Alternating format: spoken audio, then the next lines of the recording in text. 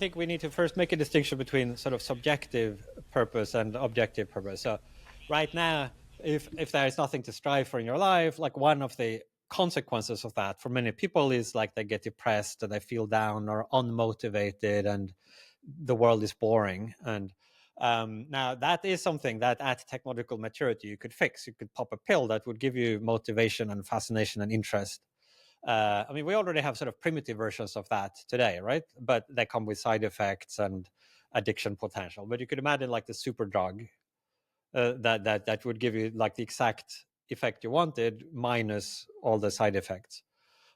So if what you seek is the subjective feeling of purpose, like really being strongly motivated, finding your activity super interesting, that is something certainly these utopians could easily have.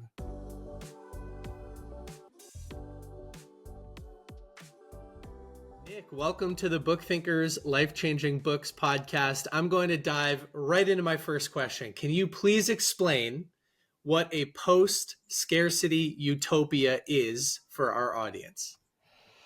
Well, it's a utopia set in a condition where material scarcity is a thing of the past. So where there is plenty of all the regular stuff that people might want to consume, housing, food, clothing, etc. And how would a society get to a post-scarcity utopia where things like our housing and our food, we don't need to worry about them anymore? Because I'm pretty sure the average American is stressed out about just about everything and has a scarcity mindset in just about every area of life right now. Yeah, I mean, it's interesting to try to gauge how far along we currently are. If we say take the 0 point level at what was typical throughout our species history. So for like 100,000 years, we were hunter-gatherers, and then, maybe for 10,000 years, agriculturalists. But now, those of us, probably most people listening to this podcast, probably are have a relatively high level of material wealth, and we don't have everything we want, but compared to barely having enough even to survive and maybe not being able to feed your children properly, we might be more than halfway there to the sort of the maximum. If you imagine you had like personal chef who made the best possible food every day, that might be better than what you have now, but it's sort of seems less better than what you have now. Than what you have now is better than barely having enough to eat at all. But yeah, how we might get there, I think the transition to the machine intelligence era will unlock a whole host of very radical capabilities. If things go well, which they are by no means assured to do, but if things go well with this machine intelligence transition, then I think we might enter a condition of abundance, a kind of post-scarcity society. And that would be one of the parameters defining this idea of a solved world, which I tried to analyze in my recent book.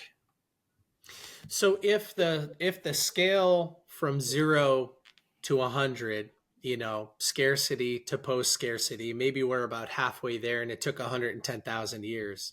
How fast do you think we close the rest of the 50% there?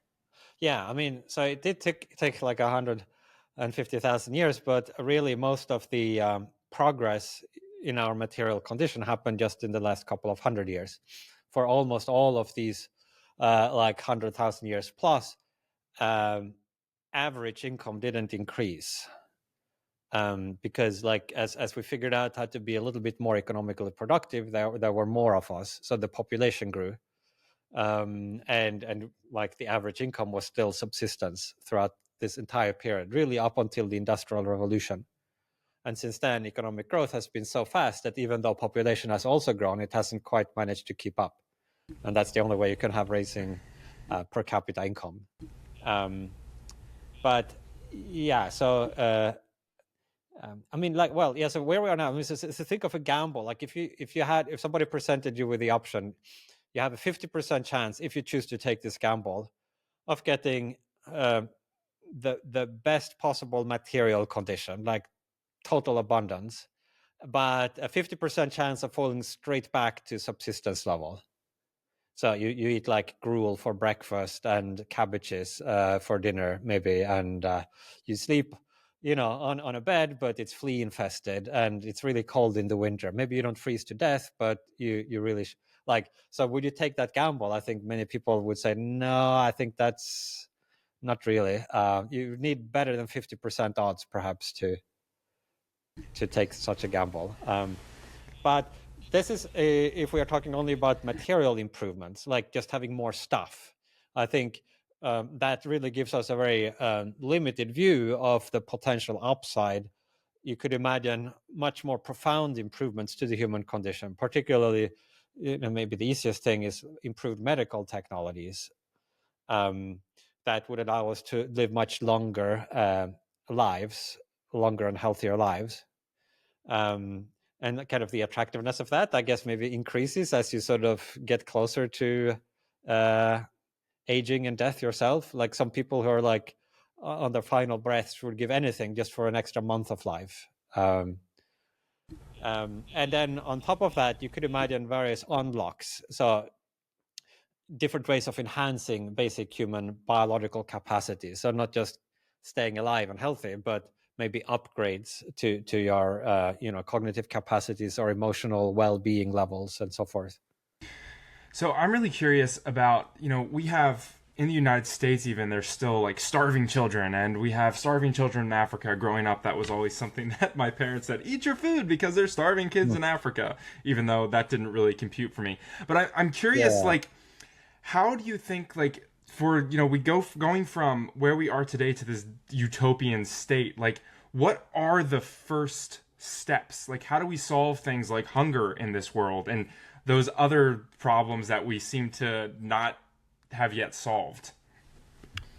Yeah, I don't have a kind of a panacea for all the world's ills. And it might be a little tone deaf to like spend a lot of time writing a whole book, 6 years in the making on this hypothetical condition when we are so far away from it right now. There are so many pressing problems, so much suffering in the world right here and now, and even if we do look ahead, there are these major risks and challenges, over the coming years, including with this development of machine superintelligence, etc. That maybe you could argue we should focus both on the present ills and on the kind of risks we can see ahead, rather than like dreaming about if things go well. I mean, if things go well, we'll have plenty of time to figure that out later. But and I think that used to be my attitude as well, and a lot of my previous work has kind of focused more on these challenges. But at some point, I figured somebody needed to actually consider where we will end up if we continue along this path and don't slide off it. Um, and I think there are some interesting questions related to what will give humans meaning and purpose in life if you actually could end up in a condition where all our practical problems are solved. So imagine the best possible case of scenario. We don't just have post-scarcity, but we have something I called, well, first post-work and then ultimately a post-instrumental condition. So it's not just that we have plenty, but whatever tasks need doing in this condition could be better done by machines, by like super intelligent AIs and robots. So first of all economic labor that currently occupies a good portion of our lives would become unnecessary because like machines could everything better. With a little asterisk, there are some exceptions that we can return to, but more than that, right now, if somebody doesn't work for a living, maybe they are retired or they are independently wealthy or something. There's like a whole bunch of other things that you need to do. So like like Bill Gates has to brush his teeth every day, like otherwise he gets gum decay.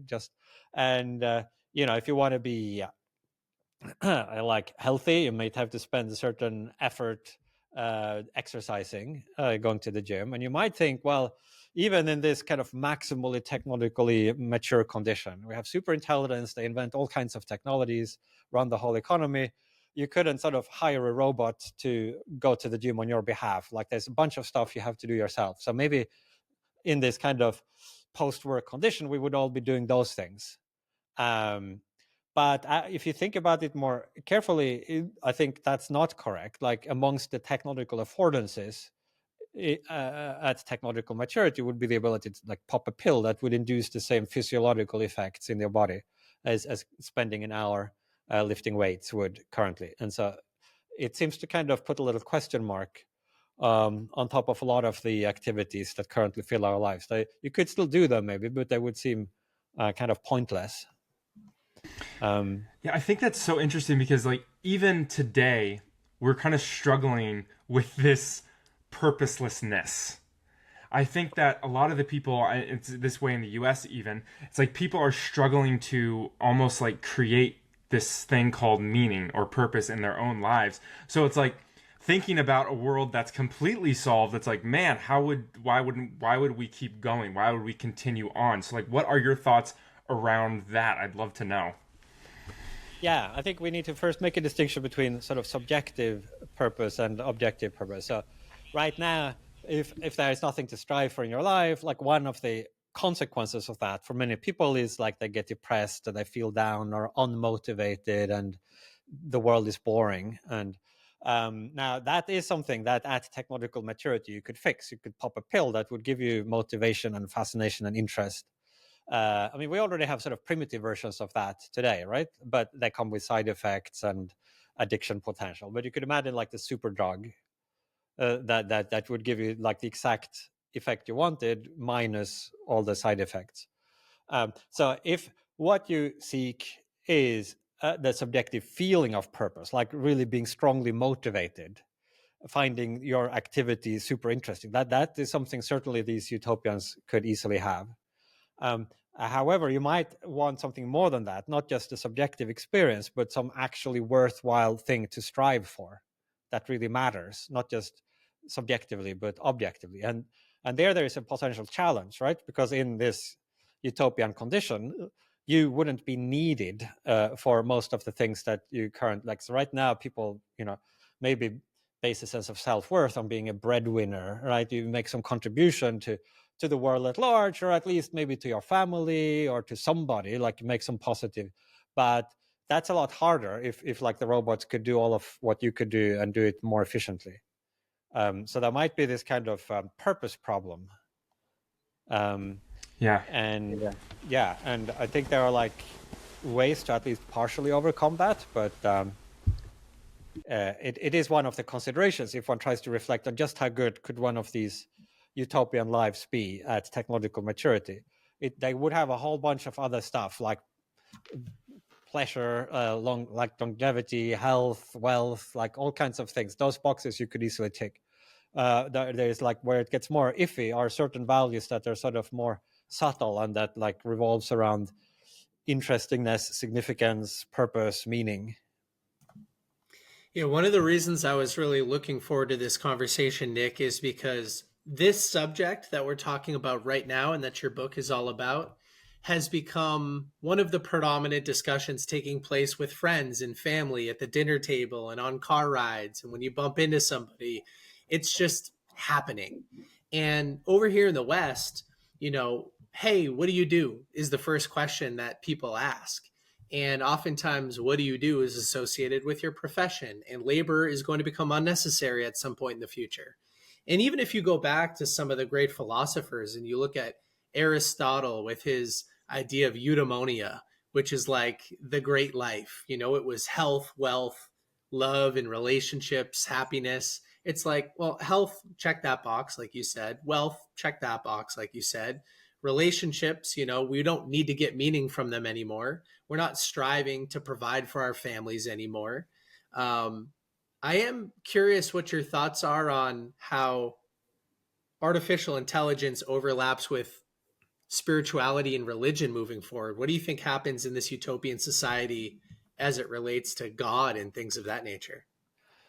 Well, spiritual practice is like one of the things that actually would seem to survive this transition to a technologically mature condition, because it's not something that people are doing for instrumental reasons primarily, or if it is, I mean, you might think of it as instrumental to garner favor with God or something, but that's like one of the things that plausibly you couldn't outsource to machines, because it's kind of in the nature of the task that you have to engage in it yourself for it to have the value and to provide the benefit.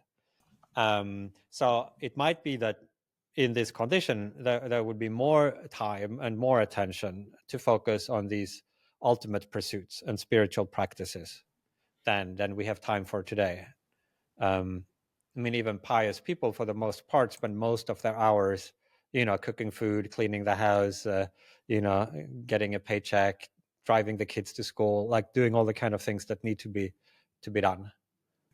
And unless you're like a monk or something, that is, the big majority of your waking hours.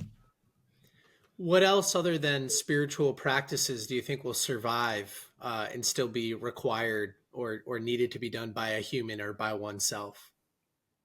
Yeah, so I think there is, first of all, the possibility of artificial purpose.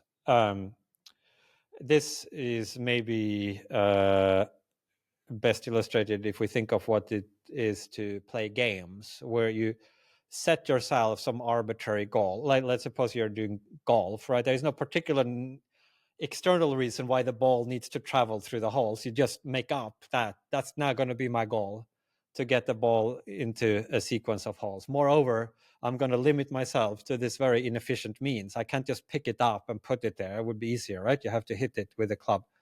So this is like a made up goal, but once you adopt that goal, then you now have a reason to exercise your golf skills, because that's the only way to accomplish the goal once you have set it. And so that is something the utopians could do. They could set themselves various goals, because it enables different types of activities that they might find intrinsically valuable. So the activity of golf playing, or the activity of, you could imagine much more complicated and sophisticated and beautiful games than ones we have invented so far. So to the extent that you think that these artificial purposes are good enough, then there would seem to be plenty of opportunity to make those. Now, you might think there is like an extra value to having natural purposes, like ones that are not just existing because you like arbitrarily made them up, but that exist independently of you. And I think there might be some scope for those, although they are a little bit harder to find. But for example, if you value various traditions, like the honoring of traditions, they might require the participation of people to perform the ceremonies or to live a certain way to carry out the traditions. And it wouldn't count as continuing the tradition if you sort of build some like robot species to sort of enact the same things. We mentioned the spiritual values before. If there are particular people and you happen to care about them getting what they want, and what they want is that you yourself, with your own efforts, should be doing various things, then it might be that you can achieve this goal you have of giving them what you want only by yourself exerting yourself. And there could be more sort of indirect and subtle ways at which that could operate at the cultural level. So do you think there will be maybe problems that we can't anticipate coming up? Like, I feel like so far in humanity, there's been a lot of these times that we're like, okay, yeah, this problem is solved, but then there's a whole host of new problems that emerge. So do you think that we could find purpose in new problems to solve as well?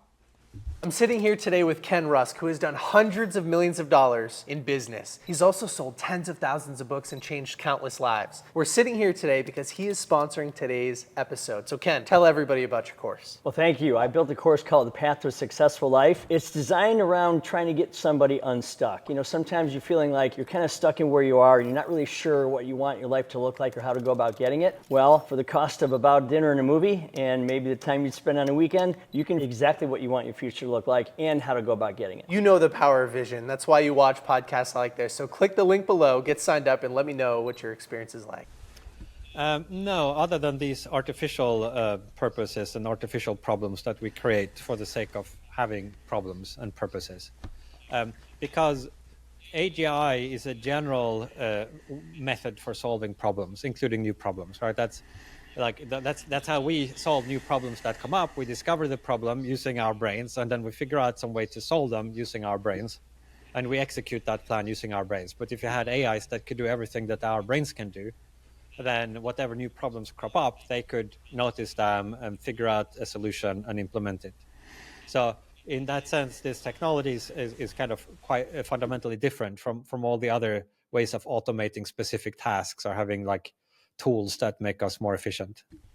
Yeah, I mean, that makes total sense. It's interesting because like it's hard for me to almost like even conceptualize that world, right? The world of all problems solved. The AG1 is just like taken over and it can solve all the problems. But I think you've used this example before, which is like math. Like, why would you waste time learning math, put the effort in learning math if something else can do that for you completely? So I love this idea that there's this world where even those like the problems that you think you can't anticipate, those are solved too. And it's really fascinating to me that could be a thing. So what is your take on people that are sitting here saying, okay, I don't think problems can all be solved, that doesn't make any sense? Like, what do you tell those people? Like, it's really hard for me, I guess, to conceptualize even that world coming about, because today we're just so far removed from that, because like I said earlier, there's all these problems that we haven't solved yet. Does that make sense? Yeah. Yeah, I mean, we are far removed in terms of the fraction of problems solved, which is far from 100%, right? We might not be that far away from it in terms of the number of years that remain between where we are now and when this could happen. I mean, it depends on your AI timelines. But a lot of people, including me, I think, have significant probability mass on rather short AI timelines. I should clarify, it's not that all problems in this condition could be solved, but rather that all problems that could be solved better by machine. So even there might be, I mean, you might say desire is like infinite. Like, I mean, certainly some people would always want more. And so that no matter how much you have, no matter how good your technology or how much wealth or resources, you would never be able to solve all the problems if the problem is you don't have everything you want. But there would be this point at which there would be no way for us to contribute to solving them more than they could already be solved by these AIs, right? With the exception of the areas I mentioned, where the task to be solved sort of intrinsically requires our effort. So spiritual practices or honoring traditions or various forms of sort of interpersonal entanglements.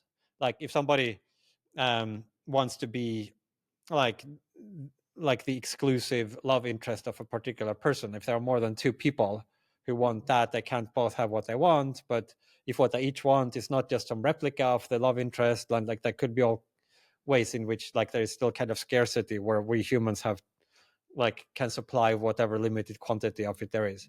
But that's still a kind of carve out within this much wider space where full automation would become possible. Yeah, I read your book about a month ago, so it's been a little while, but I think in the book you give an example of somebody in a 400-foot yacht is jealous of somebody in a 405-foot yacht or something like that. Very Super yacht possible, I going think, by. yeah. And that becomes the measuring stick. Nick, we have a lot of early stage entrepreneurs and kind of young business leaders that listen to this podcast. And so I'm curious, what advice do you have for business leaders around adopting super intelligent AI and maybe ways to prepare for, I mean, it's coming really fast. Well, I mean, it's, I mean, you might want to diversify your assets or at least have some portion of your portfolio invested in instruments that would do well in this scenario where AI succeeds. I mean, human capital might be a depreciating asset in these scenarios where you get continued fast improvement in artificial intelligence. And so, yeah, like hedging against that. Now, I mean, this is all kind of in the scenarios where things go reasonably well, where we manage to solve the alignment problem and sufficiently solve the governance problems, et cetera, avoiding like waging war with these that might destroy us. So it's like kind of zooming in on the particular, set of branches where things actually, this whole transition goes well. I've written earlier about the other side of that coin. But yeah, if things go well, then I'm hoping that we will then at some point have to wrestle with these more existential questions with me. I mean, it's a kind of um, it's like a kind of a high end problem to have, like the ability to um, like wrestle with the challenge of which activities are actually most worth doing aside from all the necessities that currently like restrict our choice set. And I do think like, yes, there are these kind of somewhat like disconcerting, like once you actually start to think through what it would mean and how much it would undermine a lot of our current values and assumptions, there's like an intermediate stage where I feel probably many people would think that this actually doesn't feel at all attractive and it's kind of repulsive. Like imagine like the machines, like would your friends even need you? Like there would be like virtual friends who could do better. Like it just feels kind of, but I think that if you push through that, I think there is a there on the other side that could be extremely wonderful, which would be a slightly a very like a transformed form of human existence, where a lot of the assumptions we currently have would have to be jettisoned, but where there are sort of new ways, I think, of basing a wonderful existence with experiences that could be literally beyond our current ability to imagine. Yeah, it's so interesting that you bring up that even that friend paradox too, because it's like right now with AI, I mean, you can go and there's it's crazy. Like you can get almost like a therapy session through AI. Like, oh, I'm struggling with this, and then it'll ask you questions and help you dive deeper. And it's like even though those things that took people years and years to learn, it's like now you can just go online really quickly, almost for nothing, for free, and just get free therapy. And I'm curious, like, what do you think about people, like people's jobs just in general right now? Like, I feel like, you know, a lot of these, even the stuff that we do is getting taken over by, or could be taken over by AI. So what's almost like the intrinsic value of a human? What's the worth of a human even today, let alone in a deep utopia society? Well, there's a lot of stuff that needs doing currently. That's plenty of reason, I think, for exerting and making some effort to. I mean, in fact, you could argue plausibly that we are right now in the most impactful time ever. That is that what people are currently doing, and maybe what they will do over the next few years, might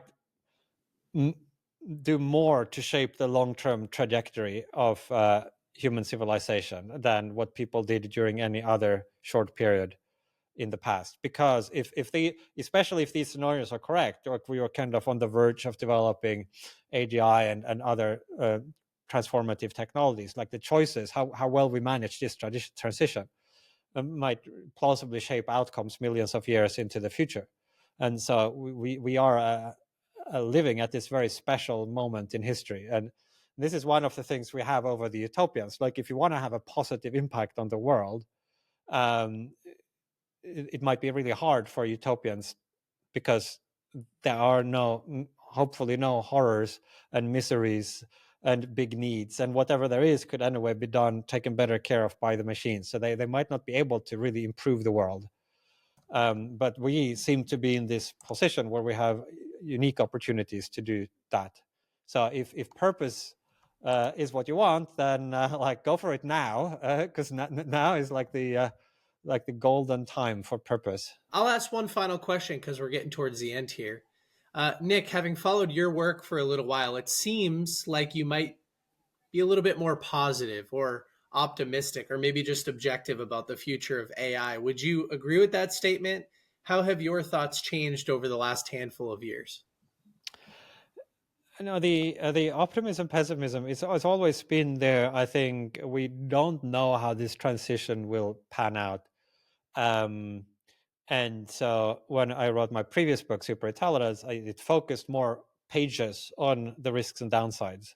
But it was always there that if we avoid those, things could become extremely wonderful. And that's still my view, is that, yes, things could become extremely wonderful if things go well, but it's by no means assured. So I'd say I'm like maybe a fretful optimist, or you could say I'm maybe a moderate fatalist, in the sense that fatalist, I think how well things will go is mostly baked in, like how hard are the problems we will be called upon to solve. We are not sure yet how hard it is to align super intelligent AIs.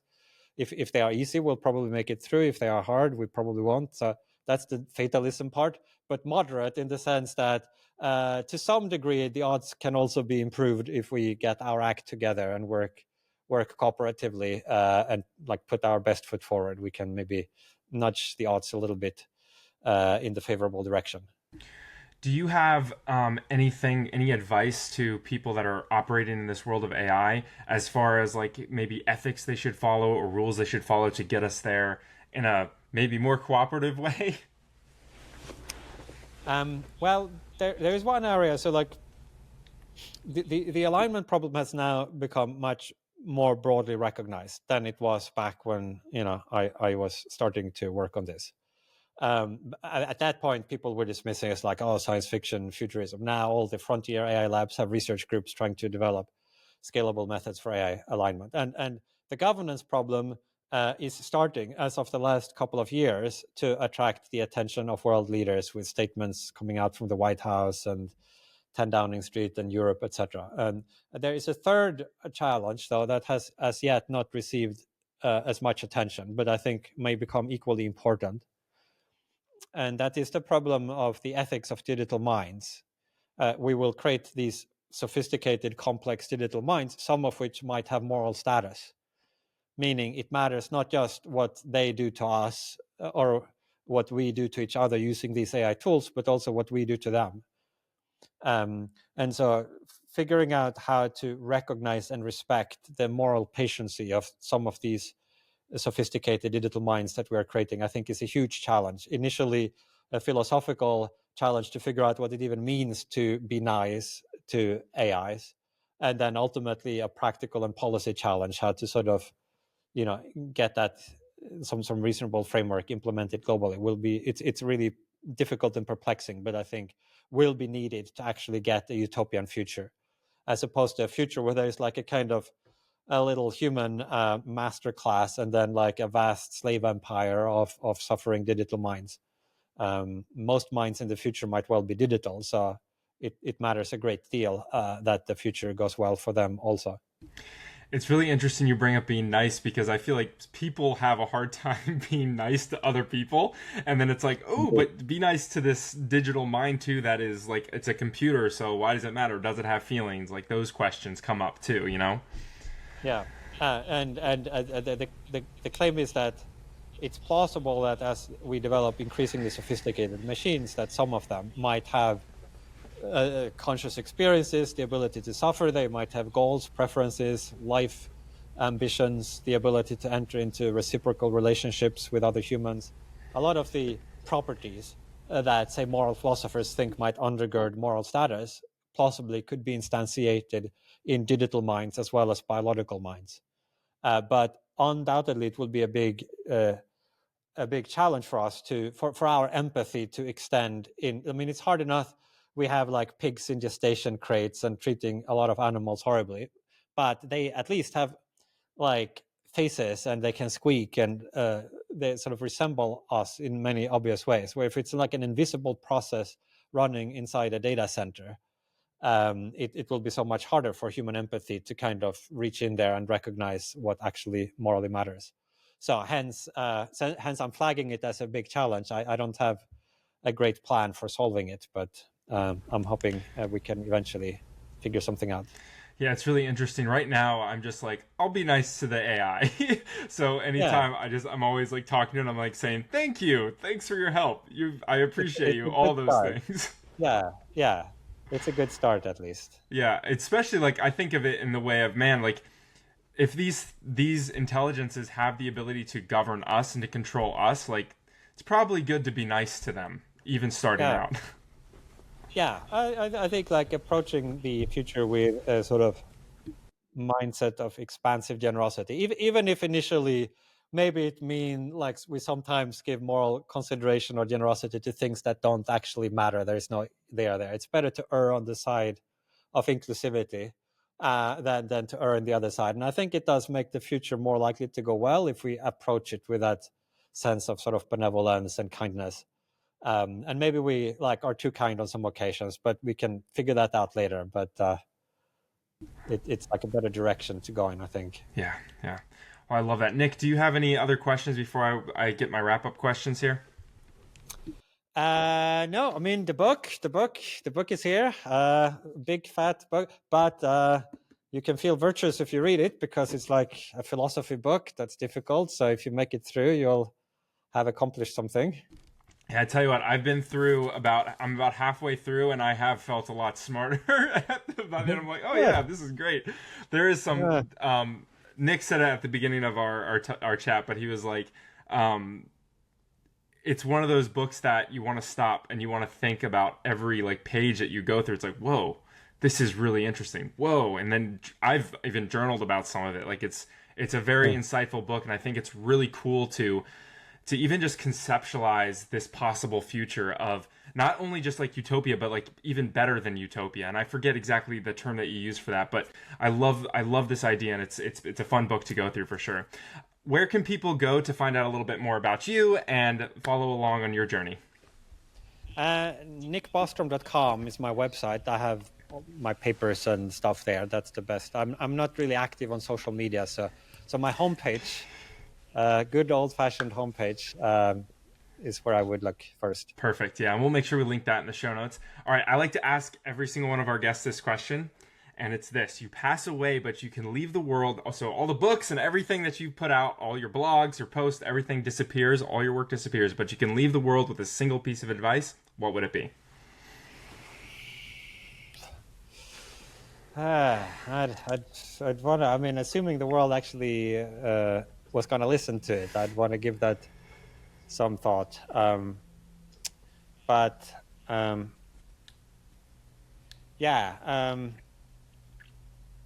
It is tricky. Like it's also like weird to advise the world, because often good advice is context specific. Like I often get asked, like, so what advice do you have for young people, or like when you ask entrepreneurs, and I feel it's a little bit like asking, like, what's the best shoe size, or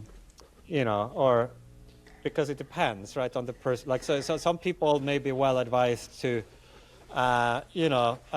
be more disciplined and focus and really set themselves goal and crack down on themselves. And other people, maybe they need to go easier on themselves and loosen up and take it a little bit easier, right? It depends on which direction you're initially off in. And so there's maybe no one piece of advice that would be good for everybody, just as there's no shoe size that is like good for everybody. And it might be similarly, like the world is not really a unified actor. There's just a bunch of different people and countries and groups. So maybe depending on like which of these entities I was actually addressing, I might have something to say. I love that. I love that question because, or I love that answer because I struggle when people ask for book recommendations on podcasts. When I'm being interviewed, they'll just go, "What's a good book recommendation that everybody should check out?" And I'm like, I don't want to provide my intention. There is an answer. There's like a clear answer. There's a very clear answer. Utopia. There it is. Yes. What a great response. Good to talk to you guys. Yeah, thank you so much. This has been such a blast. You are so incredibly intelligent. It's been fun doing kind of a deep dive into you. I mean, outside of this podcast, but also just chatting with you today. You're amazing. Thank you so much for coming on the podcast. We appreciate it. Very kind. Thanks.